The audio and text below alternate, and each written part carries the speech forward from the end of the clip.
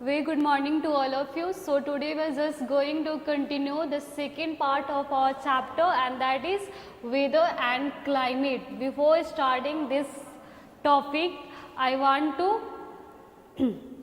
Recap the previous classes में हमने जो भी पढ़ा था उसको मैं 2 मिनट के अंदर में बता दे रही हूँ कि अगर कोई नए स्टूडेंट्स भी होंगे तो उनको भी समझने में यहाँ पे दिक्कत नहीं होगा। तो कल के क्लास में हमने वेदर और क्लाइमेट का जो डिफरेंस होता है उसको डिटेल्स में देखे थे। हमने वहाँ पे समझा था कि वेदर क्या होता है और वेदर किस चीज़ पे डिपेंड करता है, क्लाइमेट क्या होता है और क्लाइमेट किस चीज़ पे डिपेंड करता है, ये सब हम लोगों ने कल के क्लास में देखा था। ठीक है, तो कल के क्लास में हमने क्या पढ़ा था कि वेदर किसी भी प्लेस का, किसी भी दिन का जो पार्टिकुलर एटमॉस्फेरिक कंडीशन होता है उसी को हम लोग क्या बोलते हैं, उसी को हम लोग वेदर बोलते हैं। और वो हर प्लेस में डिफर करता है। जैसे आप डिफरेंट प्लेस पे जाओगे तो डिफरेंट वेदर आपको उसी दिन दिखेगा। प्लस जैसे जैसे डे आपका चेंज होता है तो वेदर भी आपका चेंज होता है। ओवरऑल मेरे कहने का मतलब क्या है कि कल के क्लास में हमने देखा था कि वेदर क्या होता है। तो वेदर किसी भी प्लेस के किसी भी पार्टिकुलर डे का जो एटमॉस्फेरिक कंडीशन होता है उसे ही हम लोग क्या बोलते हैं, तो उसे ही हम लोग वेदर बोलते हैं, जो कि हर एक प्लेस का अलग अलग होता है और हर दिन हमारा वेदर चेंज होता है। कभी कभी तो एक दिन में भी हमें बहुत ज़्यादा, मतलब एक दिन में भी हमें एक से ज़्यादा वेदर देखने को मिल जाता है। जैसे कि अगर आप सुबह उठोगे अर्ली मॉर्निंग में तो मे भी रैनफॉल हो रहा होगा तो बोल सकते हो ना कि आज का कैसा वेदर है, तो रैनी वेदर है। जैसे आफ्टरनून हुआ, सनलाइट पूरा एकदम ब्राइट हो गया तो बोल सकते हैं कैसा दिन है, तो बहुत सनी डे है, मतलब हॉट है। फिर जैसे नाइट वाला टाइम आया तो थोड़ा सा वहाँ पे विंड का स्पीड इंक्रीज हो गया और हमारा इन्वायरमेंट कूल हो गया तो हम कैसा वेदर बोलेंगे कि कोल्ड वेदर है। तो एक ही दिन में आप डिफरेंट टाइप्स की वेदर को भी देख सकते हो और अलग अलग दिन भी आप अलग अलग वेदर को देखते हो। वो डिपेंड करता है कि उस टाइम उस प्लेस का एटमॉस्फेरिक कंडीशन क्या है, और एटमॉस्फेरिक कंडीशन किस पे डिपेंड करता है कि उस टाइम का टेम्परेचर क्या है, उस टाइम का तुम्हारा विंड का स्पीड क्या है, ह्यूमिडिटी क्या है, रैनफॉल क्या है, ये सब डिपेंड करता है। Got it? तो हमने ये वेदर देखा था। फिर इसी वेदर को अगर आप लंबे टाइम तक, लगभग अप्रॉक्स तुम 20 से 25 ईयर्स तक एनालाइज करोगे और उसका एवरेज निकालोगे और जो तो आपका रिजल्ट आएगा वो उस पार्टिकुलर प्लेस का क्लाइमेट होगा।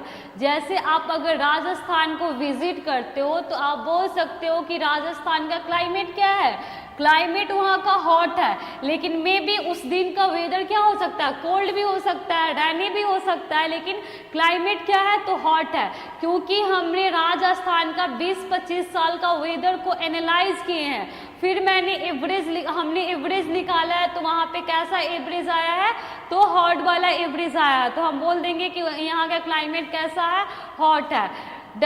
ठीक वैसे ही अगर आप दार्जिलिंग साइड जाओगे तो वहाँ पे मे बी उस दिन गर्मी हो, ठीक है, लेकिन हमेशा तो वहाँ पे गर्मी नहीं होता है ना। अगर आप एनालाइज करोगे 20 से 25 ईयर्स के वेदर को तो आपको मोस्टली वहाँ पे कोल्ड वेदर ही मिलेगा, और तब आप एवरेज निकालोगे तो जो आपका क्लाइमेट आएगा तो वो कोल्ड क्लाइमेट आएगा। ठीक है, क्लाइमेट वेदर पे ही डिपेंड करता है, लेकिन वेदर को जब आप लंबे टाइम तक एनालाइज करके उसका एवरेज निकालते हो और जो उसका रिजल्ट आता है वही आपका क्या होता है, वही आपका क्लाइमेट होता है। और हर प्लेस का क्लाइमेट भी अलग अलग होता है और आपका क्लाइमेट भी बहुत सारे फैक्टर्स पे डिपेंड करता है।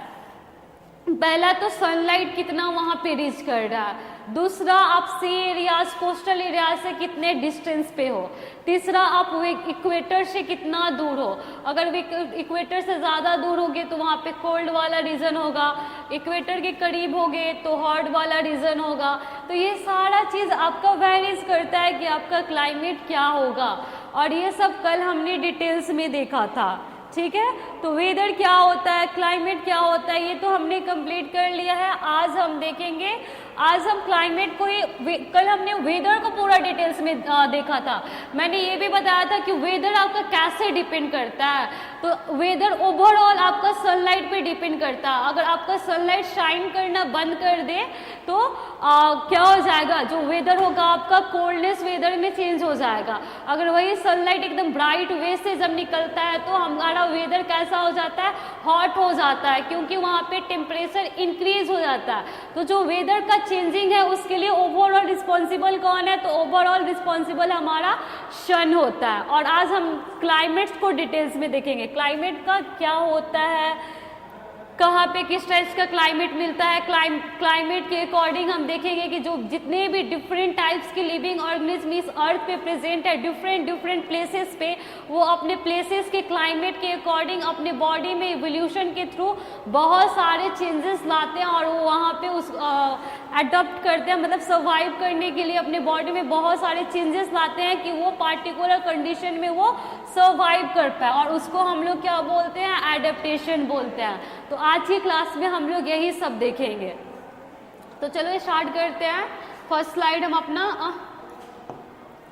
देखो, फर्स्ट स्लाइड में क्या मेंशन किया गया है। We say that the climate of the Himalaya region is the very cold due to the low temperature in this region during most part of the year। हम लोग क्या बोलते हैं कि जो हिमालय रीजन, अगर आप हिमालय की तरफ जाओगे और उसके आसपास के रीजन को देखोगे तो वो बहुत ही ज़्यादा कूल होता है, बहुत ही ज़्यादा ठंड होता है वहाँ पे।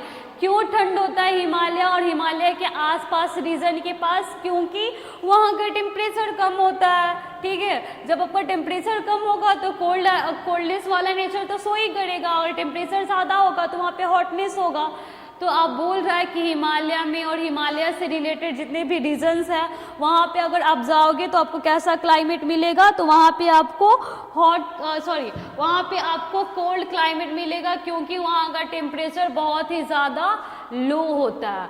एग्जैक्टली अगर आप थार डेजर्ट में जाओगे, जैसे देखो Thar desert has a hot and dry climate because of the high temperature in this region during most of the part of the year. The annual rainfall in Meghalaya is about 400 centimeter and temperature is around 28 degrees Celsius. Thus we say that the climate is wet। अगर आप Thar desert में जाओगे ना तो वहाँ का जो climate होगा वो टोटली आपको हॉट क्लाइमेट मिलेगा। हिमालय में गए, हिमालय से एसोसिएटेड रीजन में गए तो वहाँ का आपका वेदर कैसा मिला, वहाँ का वेदर हमें कोल्ड मिलता है। लेकिन अगर आप थार डेजर्ट में जाओगे तो वहाँ का वेदर कैसा होता है, वहाँ का वेदर आपका हॉट होता है। Got it? हॉट और ड्राई क्लाइमेट होता है। क्यों?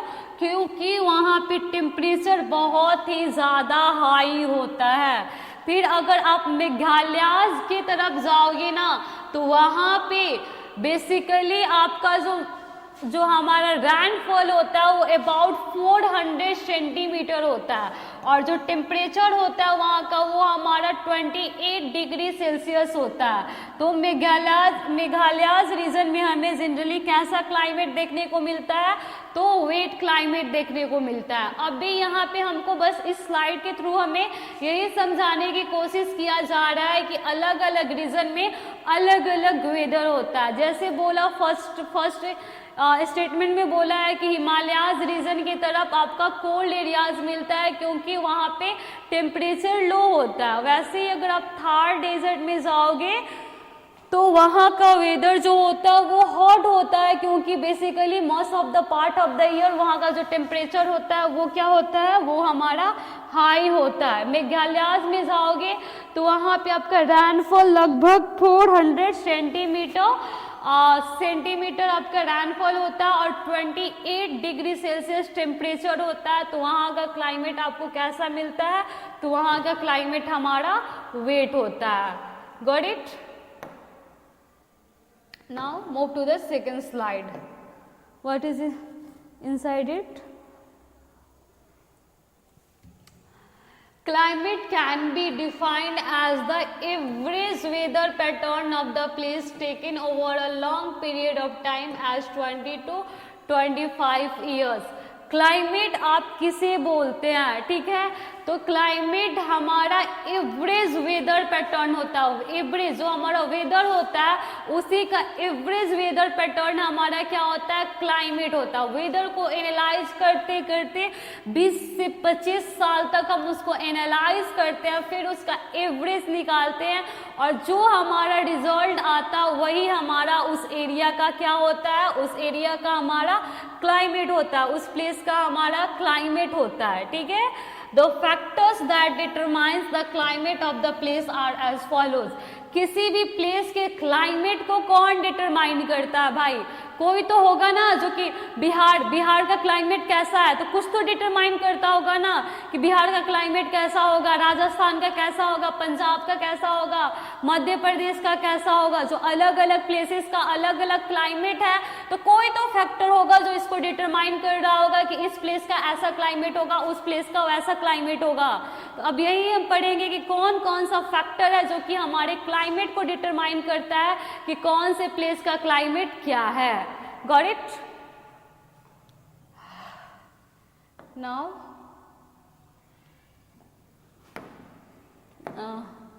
अब देखो फर्स्ट पॉइंट जो हमारे क्लाइमेट को डिटरमाइन करता है वो क्या है, डिस्टेंस फ्रॉम द सी।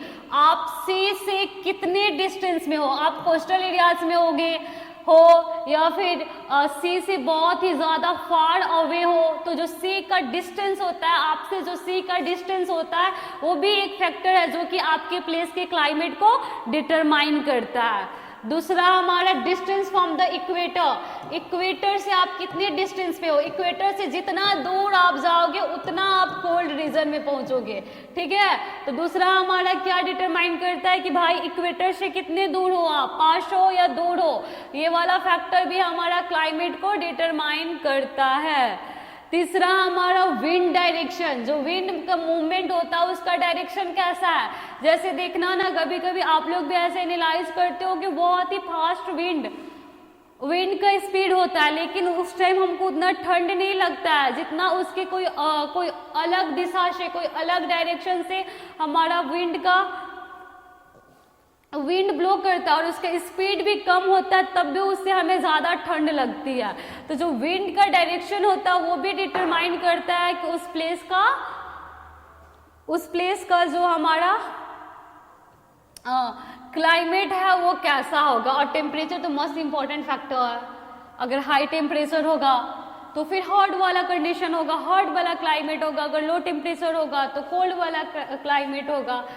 फिर आता है हमारा रैनफॉल एंड ह्यूमिडिटी। रैनफॉल तो सबको पता होगा, ह्यूमिडिटी, रिलेटिव ह्यूमिडिटी, ह्यूमिडिटी को कैसे हम लोग मेजर करते हैं ये हमने प्रीवियस क्लास में देखा था। तो ह्यूमिडिटी क्या होती है, ह्यूमिडिटी का मतलब होता है amount of water vapour that are present in our atmosphere is known as a humidity. हमारे एटमोस्फेयर में जितना वाटर वेपर का अमाउंट प्रेजेंट होता है उस चीज़ को हम लोग क्या बोलते हैं, उस चीज़ को हम लोग ह्यूमिडिटी बोलते हैं और इसे हाइग्रोमीटर के थ्रू हम लोग मेजर भी कर सकते हैं। Got it. तो आपका रैनफॉल, ह्यूमिडिटी, ये सब हमारा किसको डिटरमाइन करता है, तो क्लाइमेट को डिटरमाइन करता है। प्रीवियस लेक्चर में हमने ये भी देखा था कि अगर ह्यूमिडिटी हमारा इंक्रीज हो जाता है फिर सडन डिक्रीज होता है टेम्परेचर में तो रैनफॉल होना स्टार्ट हो जाता है। रैनफॉल कैसे होता है, जब आपका एटमॉस्फेयर में ह्यूमिडिटी इंक्रीज हो जाती है और सडन डिक्रीजमेंट होता है टेम्परेचर में, तब हमारा रैनफॉल स्टार्ट होता है। Got it. और रैनफॉल को मेजर करने के लिए भी अलग सा इंस्ट्रूमेंट दिया गया है। फिर देखो next factor, height above the sea level, the higher you go the cooler becomes. और सी लेवल से आप कितने हाइट पे हो ये भी डिटरमाइन करता है कि आपका क्लाइमेट क्या है। अगर आप सी लेवल से जितने हाई में जाओगे उतना आप ठंडे रीजन में पहुंचते जाओगे, कूलर रीजन में पहुंचते जाओगे। अगर जो सी लेवल होता है उससे नज़दीक रहोगे तो फिर तो हॉट वाला वेदर में रहोगे, लेकिन सी लेवल से जितने आप हाइट पे जाओगे उतने कूल आपका वेदर होते जाएगा। Got it. Next one,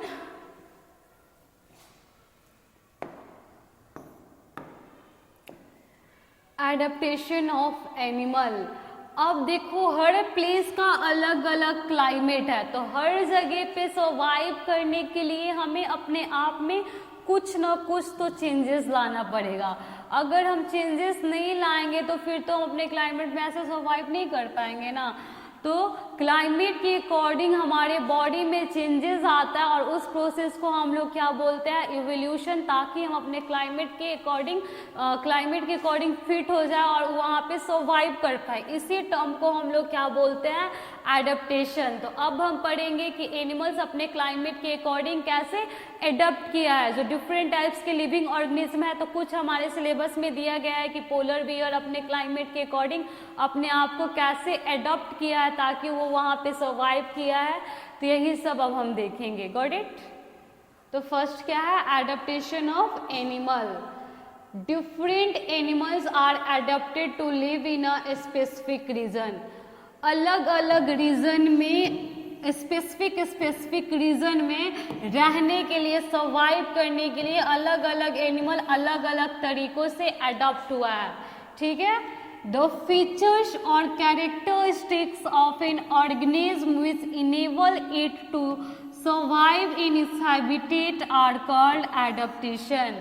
the features और characteristics of an organism which enable it to survive its habitat are called adaptation। वैसा फीचर, वैसा कैरेक्टरिस्टिक्स ऑर्गेनिज्म का जो कि उसको इनेबल करता है किसी भी पार्टिकुलर हैबिटेट में सर्वाइव करने के लिए, उसको हेल्प करता है, उसकी वजह से उस पार्टिकुलर हैबिटेट में वो सर्वाइव कर पाता है, उस चीज़ को हम लोग क्या बोलते हैं, उस चीज़ को हम लोग एडेप्टेशन बोलते हैं।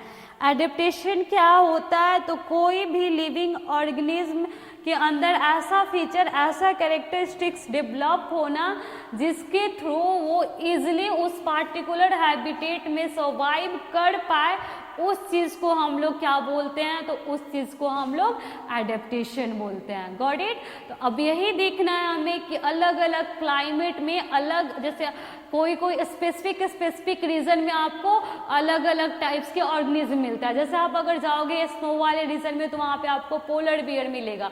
तो वही स्पेसिफिक रीजन्स के अकॉर्डिंग ऑर्गेनिज्म अपने आप को कैसे एडॉप्ट किए हैं, ये सब अभी हम देखेंगे। Got it.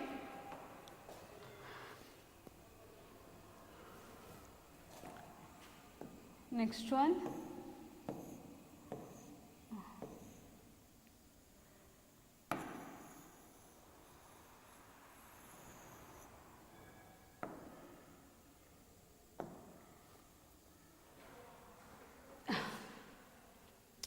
due to the process of evolution, animals have developed features and habits that keep them to adopt their surroundings।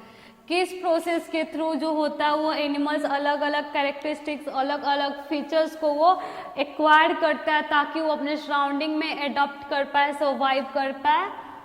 किस प्रोसेस के थ्रू, तो एवोल्यूशन के थ्रू। ऑर्गेनिज्म जो इवोल्यूशन प्रोसेस होता है उसी के थ्रू जो एनिमल्स होते हैं वो अपने आप में फीचर्स, ऐसा फीचर, ऐसा कैरेक्टरिस्टिक्स डेवलप करते हैं कि वो उस पार्टिकुलर हैबिटेट में खुद को अडॉप्ट कर पाए और वहाँ पे बिना कोई प्रॉब्लम फेस किए सर्वाइव कर पाए। Got it. किस प्रोसेस के थ्रू, तो इवोल्यूशन के थ्रू वो अपने आप में वैसा कैरेक्टरिस्टिक्स, वैसा फीचर्स डेवलप करते हैं कि वो अपने सराउंडिंग में बिना किसी प्रॉब्लम का वहाँ पे सर्वाइव कर पाए। जैसे ये पोलर बियर देख रहे हो आप, एकदम वाइट जैसा ये स्नो का कलर होता है ना, सेम वैसा ही इस पोलर बियर का भी कलर होता है। देखो क्यूट था। ये जो पोलर बियर है उसका कलर एकदम एग्जैक्टली स्नो के कलर से होता है, ताकि अगर जब भी कोई प्रेडेटर वगैरह इसको प्रे करने के लिए आए तो क्या होगा, ये छिप जाएगा, तो फिर उसे वो नहीं दिखेगा। ठीक है। अपने आप को प्रोटेक्ट करने के लिए कि कोई इसको डैमेज ना कर पाए, ये स्नो के कलर का होता है। अब भाई स्नो में स्नो के कलर का कोई भी चीज़ इजीली छिप जाएगा ना, तो आप उसको इजीली कैच कर पाओगे, नहीं कर पाओगे। तो ये अपनी बॉडी को खुद ऐसे सर्वाइव के एकदम स्नो के कलर जैसा अपनी बॉडी को बना लिया है ताकि इसको कोई हार्म ना कर पाए, ये अपने आप को प्रोटेक्ट कर पाए। Got it?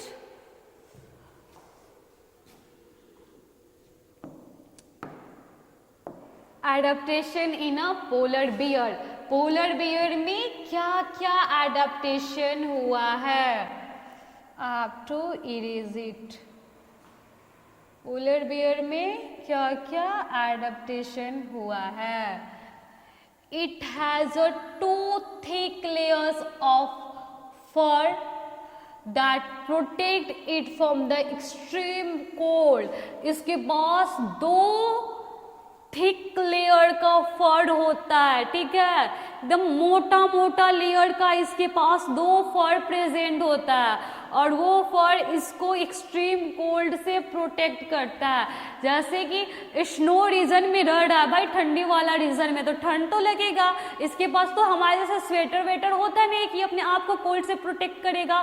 तो इसने अपने बॉडी में कैसा चेंजेस लाया है? इसके बॉडी में 2 मोटा मोटा थिक लेयर का फर होता है, जो कि हम जो हमारे अंदर जो हम स्वेटर पहनते हैं, जैकेट्स पहनते हैं और अपने आप को कोल्ड से प्रोटेक्ट करते हैं, तो वही चीज उसके अंदर होता है। उसमें क्या होता है? फर की डेवलपमेंट हो जाती है एकदम मोटा मोटा सा, और उस फर की वजह से ये अपने आप को एक्सट्रीम कोल्ड से भी प्रोटेक्ट कर लेता है।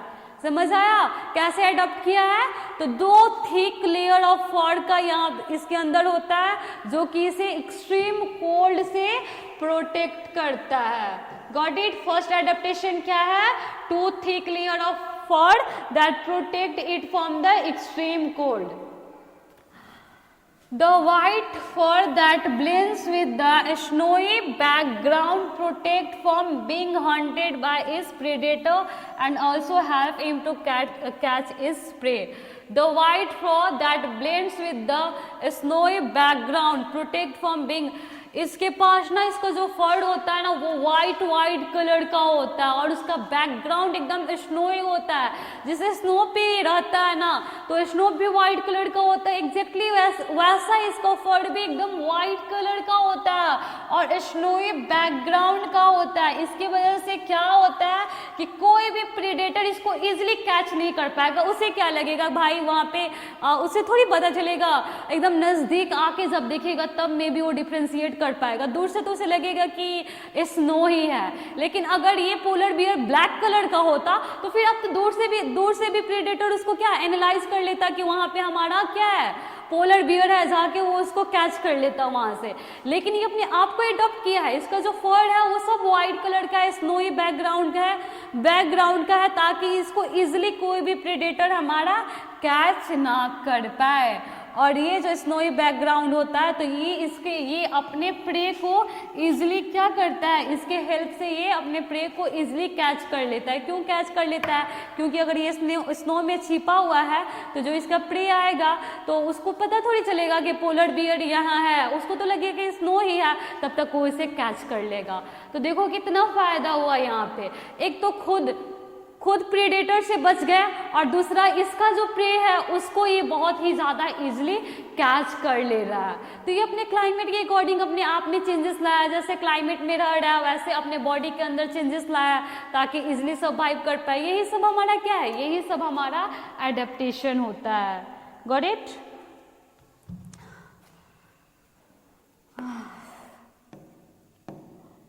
फिर देखो, it has the ability to close its nostril which help it to stay on a water for a long period। और इसके पास एक कैपेसिटी होती है, एबिलिटी होती है कि ये जो नोस्ट्रिल्स, ये जो हमारा टूथ ना, ये जो हमारा नशल चैम्बर है, तो जो बिलो में जो होल प्रेजेंट होता है उसे हम लोग क्या बोलते हैं, नोस्ट्रिल्स बोलते हैं। तो जो हमारा पोलर बियर है उसके पास ये कैपेसिटी होती है कि ये अपने नोस्ट्रिल्स को क्लोज कर पाए, और ये नोस्ट्रिल्स को क्लोज कर लेता है। इसकी वजह से ये लंबे टाइम तक वाटर में स्टे कर सकता है, लंबे टाइम तक वाटर में स्टे कर सकता है पोलर बियर, क्योंकि इसके पास क्या होती है, इसके पास ये एबिलिटी होती है कि ये अपने नोस्ट्रिल्स को क्लोज कर पाए। ओके, हम लोग अपने नोस्ट्रिल्स को क्लोज कर पाएंगे, ऐसे पकड़ना पड़ेगा। लेकिन इसको क्या, इसका जो नोस्ट्रिल होता है ये इसके पास एबिलिटी होता है कि ये अपने नोस्ट्रिल्स को क्लोज कर लेता है और इसी की बदौलत ये लंबे टाइम तक वाटर में स्टे कर पाता है। Got it? Next one. It has a strong sense of smell that enable it to look it and catch its prey. और इसके पास बहुत ही ज़्यादा स्ट्रॉन्ग सेंस ऑफ स्मेल होता है, कहीं दूर की चीज़ को भी ये स्मेल कर पाता है। जो स्मेल करने वाला सेंसिंग है ना, इसके पास बहुत ही ज़्यादा स्ट्रॉन्ग होता है। तो अगर इसका प्रे कहीं दूर डिस्टेंस पे भी खड़ा है ना, तब भी वो उसकी स्मेल से उसको पता चल जाएगा, भाई ये चीज़ यहाँ पे है, इस डायरेक्शन में है, मेरे से इतना डिस्टेंस में है, तो जाके इजिली उसको कैच कर लेगा। तो एक क्या है, इसके पास स्ट्रॉन्ग सेंस ऑफ स्मेल होता है जो कि इसे हेल्प करता है इजिली प्रे को कैच करने में। Got it? It has a wide and large paws for easy swing and walking. ठीक है, इसके पास paws, इसके पास बहुत ही वाइड, ठीक है, और लार्ज पाव होता है ताकि वो इजिली वॉक कर पाए स्नो में, और जो पानी में इजिली स्विंग कर पाए, तैर सके। इसके लिए इसके पास लार्ज और वाइड हमारा पाउज होता है। ठीक है, last slide. It has a short ears, क्या होता है इसके पास? Short ears and tail. This prevent loss of heat from the body. और जो पोलर बियर भाई ठंडे रीजन में रह रहा है, ठंडे रीजन में रह रहा है तो इसको हीट की जरूरत है, हीट को तो लॉस नहीं ना कर सकता है, हीट को लॉस करेगा तो इसको तो ठंडा लगेगा क्योंकि ठंडे रीजन में रह रहा है। तो वहां पे उस प्लेस पे इसको हीट को प्रोटेक्ट करके रखना, हीट को कंजर्व करके रखना कितना ज्यादा इंपॉर्टेंट है आप समझ सकते हो। तो इसी चीज को, हीट को कंजर्व करने के लिए कि हीट का लॉस इसके बॉडी से ना हो, इसका जो ईयर होता है, जो कान होता है, इसका बहुत ही ज्यादा छोटा छोटा होता है। क्यों छोटा छोटा होता है? कान प्लस जो इसका टेल होता है ये भी इसका छोटा होता है। क्यों छोटा है? क्यों छोटा होता है? ताकि जो हीट का लॉस है उसको प्रिवेंट किया जा सके, क्योंकि हीट को लॉस को ये अफोर्ड नहीं कर सकता। क्यों नहीं कर सकता है भाई? क्योंकि ये तो पहले से ठंडे रीजन में रह रहा है, तो अपने आप को वार्म करने के लिए से हीट से और हीट को लॉस करेगा तो फिर तो बहुत दिक्कत आ जाएगी। ये अफोर्ड नहीं कर सकता है हीट को लॉस करना। तो इसी के लिए इसका जो ईयर होता है वो बहुत ही छोटा छोटा होता है, और जो इसका टेल होता है वो भी छोटा होता है ताकि हीट के लॉस को प्रिवेंट किया जा सके। Got it? Next line. It has a long curved and sharp claws that provide good grip and helps it to walking on a ice. Ice पे वॉक करना बहुत ही ज़्यादा टफ होता है, इजी वे से हम लोग आइस पे वॉक नहीं कर सकते हैं। तो इसके लिए इसका जो क्लॉज होता है वो बहुत ही ज़्यादा लंबा प्लस कर्व होता है, लंबा होता है, कर्व होता है और शार्प होता है। लंबा भी होता है, कर्व भी होता है और शार्प भी होता है, ताकि गुड ग्रिप इसको स्नो पे मिल पाए और ये इजिली आपका जो इसका वॉकिंग है वो इजिली आइस पे हो पाए। इसके लिए इसका जो क्लॉज होता है वो आपका बहुत ही साफ होता है, कर्व्ड होता है और लॉन्ग होता है। तो इतना ज़्यादा एडेप्टेशन लाया है पोलर बियर अपने आप को कोल्ड एरियाज में सर्वाइव करने के लिए। नेक्स्ट क्लास में हम और अलग अलग ऑर्गेनिज्म को देखेंगे जो कि अपने इन्वायरमेंट के अकॉर्डिंग, अपने क्लाइमेट के अकॉर्डिंग अपने में बहुत सारे एडेप्टेशन लाए हैं। सो आज के लिए इतना ही। तो आज हमने क्या पढ़ा? आज हमने पढ़ा कि वेदर क्या, क्लाइमेट क्या होता है। तो वेदर को लंबे टाइम तक आप एनालाइज करो, उसका एवरेज निकालो और जो आपका रिजल्ट होता है वही आपका क्या होता है, वही आपका वेदर होता है। फिर हम वही आपका क्लाइमेट होता है। फिर हमने देखा किस किस फैक्टर पे, तो सी से डिस्टेंस, सी लेवल से कितने हाइट पे हो, इक्वेटर से कितने डिस्टेंस पे हो, टेम्परेचर क्या है, ये सब चीज़ डिपेंड करता था कि आपका क्लाइमेट कैसा होगा। फिर हमने देखा कि अलग अलग क्लाइमेट में अलग अलग टाइप्स के ऑर्गेनिज्म रहते हैं और वो अपने आप को इवोल्यूशन के प्रोसेस के थ्रू अपने आप को वैसे अडॉप्ट किए होते हैं कि वो स्पेसिफिक क्लाइमेट में वो सर्वाइव कर पाए। फिर हमने देखा कि पोलर बियर क्या क्या एडॉप्ट किया है, तो दो एकदम मोटा मोटा लेयर का फर डेवलप किया है जिसका कलर वाइट कलर का है, स्नोई बैकग्राउंड है, ताकि वो स्नो से उसको कोई डिफ्रेंशिएट ना कर पाए और उसका जो प्रीडेटर है वो उसे इजीली कैच ना कर पाए और ये अपने प्रे को इजीली कैच कर लेगा, क्योंकि उसके प्रे को पता ही नहीं चलेगा कि पोलर बियर आ रहा है। प्लस इसका जो नोस्ट्रिल्स होता है उसको क्लोज करने का कैपेसिटी इसके पास होता है, जिसके बदौलत वो लंबे टाइम तक वाटर में स्टे कर सकता है। फिर हमने देखा कि इसका जो ईयर होता है, जो टेल होता है, ये बहुत ही ज़्यादा शॉर्ट होता है। क्यों होता है? क्योंकि हीट के लॉस को ये अफोर्ड नहीं कर सकता है, बिकॉज ये ऑलरेडी कोल्ड इन्वायरमेंट में प्रेजेंट रहता है।